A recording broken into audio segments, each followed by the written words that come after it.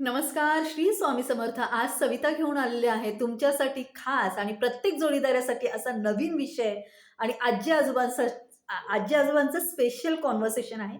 ते तुमच्यापर्यंत शेअर करायला सविता मिटकरी, सविता ब्लॉग, साहित्य कला, लेखन, कविता आणि चारोळीमध्ये शेवटपर्यंत नक्की ऐका. आवडल्यास लाईक, शेअर आणि सबस्क्राईब करा आणि शेअर करायला विसरू नका. जर जवळचे वडीलधारी जर कुणी असतील, तर त्यांना नक्की शेअर करा आणि खरंच हे ते फील करतात का हे जरा तुम्ही पण जाणून बघा. कुणी लिहिलेलं आहे माहीत नाही. मला आवडलं आहे म्हणून मी शेअर करते. पण छान आहे, पटण्यासारखं आहे. नक्की ऐका. सहजच मनातलं शब्दामध्ये. सहजच मनातलं शब्दामध्ये. बस तुम कभी रुकना मत. बस तुम कभी रुकना मत. आता सायलेंटली आजी-आजोबाचं कॉन्व्हर्सेशन. आज जरा आजी उदास आहेत बरं का. आजी उदास असलेलं हे आजोबांच्या लक्षात आलं. "काय झालं गं? काय झालं?" आजोबांनी विचारलं. आजी म्हणाल्या, "अहो, आता खूप थकवा येतोय. आधीसारखं नाही राहिलं बरं का. आता गडबड सहन होत नाहीये मला. कुठे जायचं तर जास्त चालवत नाहीये. ऑटोमध्ये चढताना जरा त्रास होतोय. कधी भाजीत मीठ टाकायला विसरते, तर कधी-कधी जास्त पण मीठ पडतं.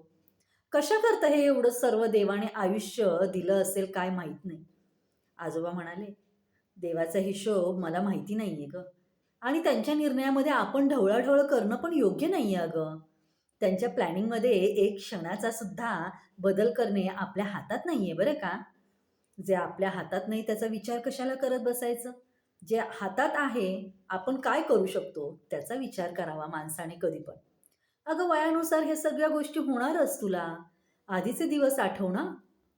किती काम करायचीस तू? पूर्ण घर तू खूप छान सांभाळलंस. मला कशाची सुद्धा काळजी नव्हती बघ.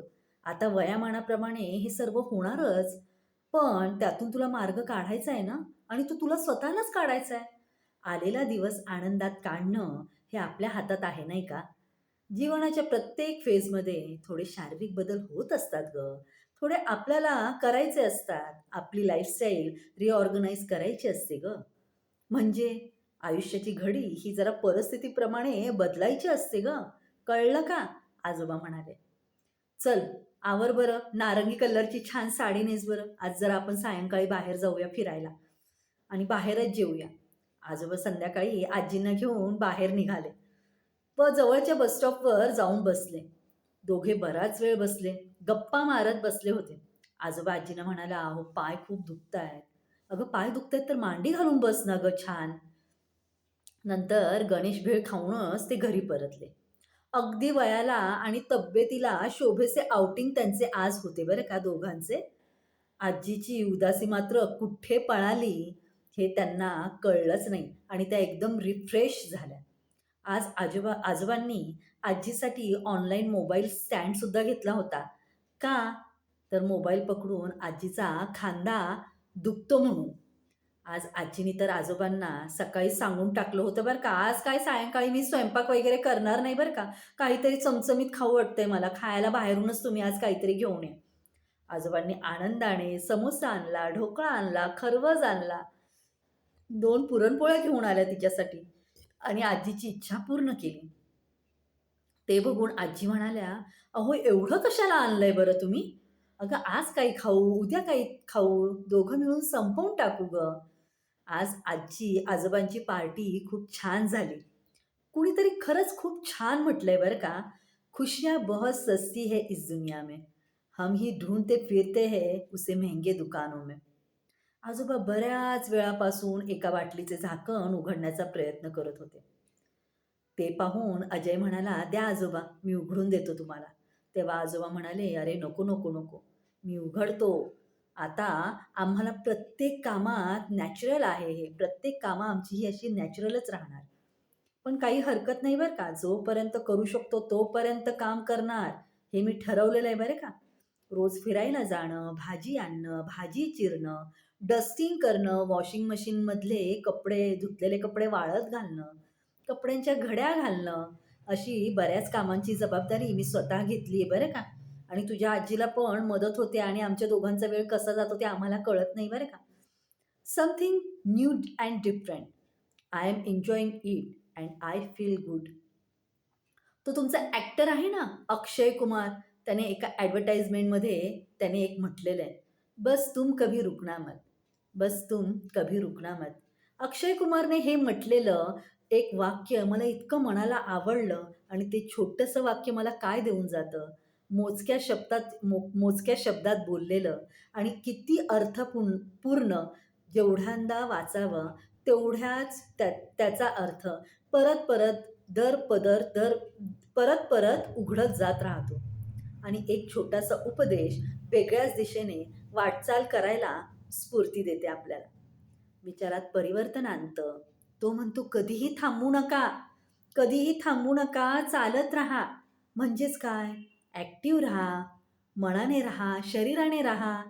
वाहतं पाणी बघताना एक वेगळीच ऊर्जा असते आणि धारा म्हणजे पुढे-पुढे जाणारी, वाहणारी. तेच जमलेलं पाणी म्हणजे एक रोगाचा उगम असतो. म्हणून आपण पाण्याला जमू देतो का कुठे?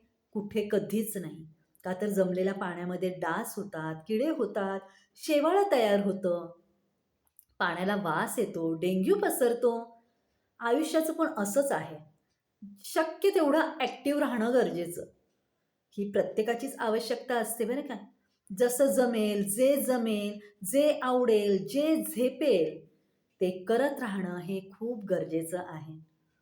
चलती का नाम ही तो जिंदगी है ना.